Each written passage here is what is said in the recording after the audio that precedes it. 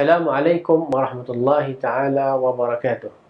Sidang penonton yang saya hormati sekalian, Alhamdulillah, dalam episod kali ini, episod ke-9, saya akan membahaskan mengenai al-bina.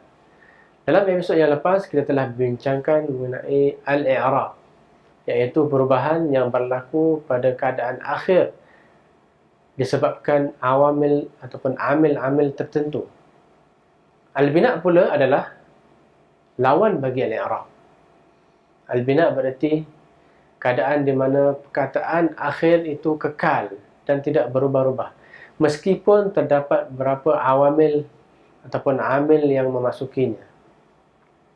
Sebagai contoh, saya sebutkan haula'i tullabun. Haula'i tullabun. Mereka itu pelajar. Sepatutnya perkataan yang berada di hadapan adalah berbaris depan, seperti mana yang saya tersebutkan dalam bab amil, iaitu perkataan yang berada di hadapan, amilnya adalah ibtida', jadi dia seharusnya berbaris depan. Tapi dalam kes ini, perkataan haulai adalah perkataan yang mabni, dia tidak berubah. Walaupun terdapat berbagai awamil yang memasukinya, dia tetap berbaris bawah. Contoh lain,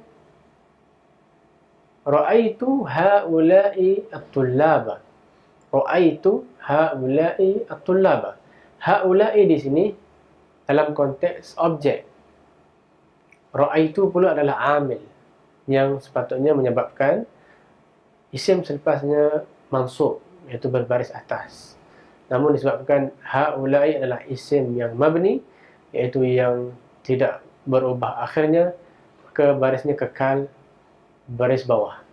Contoh lain adalah marartu bihaula'i at-tullabi. Marartu bihaula'i at-tullabi. Kita lihat bagaimana dalam ayat yang pertama, kedua dan yang ketiga, ketiga-tiga perkataan ini iaitu haula'i sentiasa berbaris bawah, meskipun terdapat berbagai-bagai awamil yang memasukinya. Dalam pembahasan ilmu nahwu, kita boleh katakan bahawa majoriti perkataan bahasa Arab adalah mu'arab. Terdapat sebahagian perkataan sahaja yang mabni. Harf semuanya adalah mabni. Contohnya min, kita tidak boleh mengatakan mina ataupun mini. Begitu dengan ila dan sebagainya. Fi'il pula sebahagiannya mu'arab dan sebahagiannya mabni. Fi'il yang mabni adalah fi'il madhi dan fi'il amar. Manakala fi'il mudhari' sebahagiannya sahaja mabni.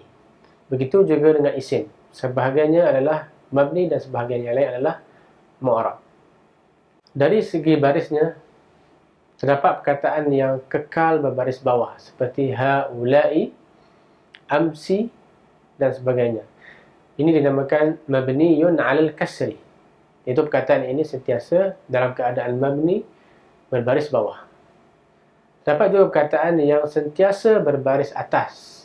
Contohnya adalah fi'il madhi, zahaba, qara'a, jalasa dan sebagainya. Dapat juga perkataan yang akhirnya sentiasa berbaris sukun, iaitu seperti kam, berapa, dan sebagainya. Dan juga ada juga perkataan yang baris akhirnya sentiasa berbaris depan. Contohnya min ba'du, min qablu dan sebagainya.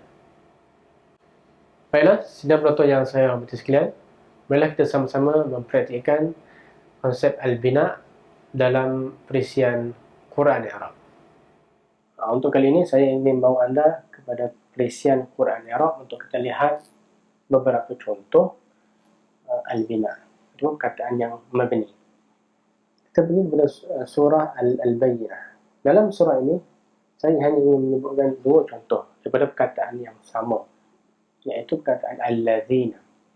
Al-ladzina adalah salah satu perkataan yang bersifat mabni, yang tidak berubah. Al-ladzina, maksud perkataan al-ladzina ni, walau di mana keadaan ayat pun, dia akan berakhir dengan baris atas. Al-ladzina.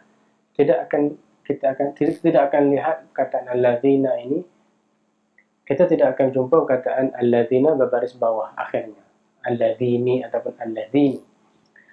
Dalam ayat ini, wa ma tafarraqal ladzina utul kitab, alladzina di sini kita lihat bagaimanakah, apakah keadaannya dalam ayat, apakah mauqi' i'rabnya. Jadi kita pergi kepada section Nahwu. Okey, dan saya pilih bahasa Melayu untuk memberikan penjelasan. An-Nahwu, mauqi' al-bina'nya adalah fa'il. Fa'il bermaksud kata yang menunjukkan pelaku ataupun subjek dalam bahasa Arab berbaris depan ataupun marfu'. Okey, tapi oleh kerana perkataan allazina ini memang sudah ditentukan akhirnya tidak berubah, jadi walaupun dia berada dalam konteks subjek sekalipun, dia tetap berbaris atas, yang sepatutnya dalam keadaan mu'rab dia berbaris depan. Okey, contohnya zahaba Muhammadun, dalam konteks dia menjadi subjek kepada fi'il, jadi dia adalah berbaris depan. Tapi dalam kataan yang mabni seperti allazina, walaupun dia datang dalam konteks ataupun dalam kedudukan subjek ataupun fa'il, dia tidak berubah keadaannya. Contoh yang kedua adalah allazina juga, tetapi dalam konteks ayat yang berbeza, iaitu innal ladzina. Inna adalah harf, kata tugas, yang tugasnya adalah menasabkan ataupun yang menyebabkan kataan selepasnya berbaris atas ataupun mansub.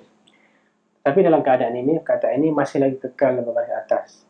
Baris atas ini bukan kerana ia terkesan dengan inna, dia tidak terkesan dengan inna, malah kataan alladzina ini sememangnya berbaris atas walaupun ia tidak dimasuki oleh inna. Jadi itulah apa yang kita maksudkan dengan mabni, satu perkataan di mana akhirnya kekal dengan baris yang ditentukan untuknya meskipun terdapat dalam konteks ayat yang berbeza. Mudah-mudahan dengan sedikit contoh dan penerangan yang saya berikan ini, kita dapat memperolehi manfaat dan dapat kita gunakan.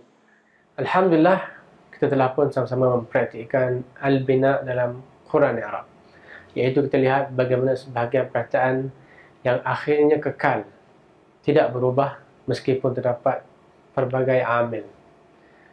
Mudah-mudahan dengan sedikit perkongsian ini, sidang penonton sekalian dapat memanfaatkan ilmu ini dan mempraktikkannya dalam pembacaan Al-Quran dan salat.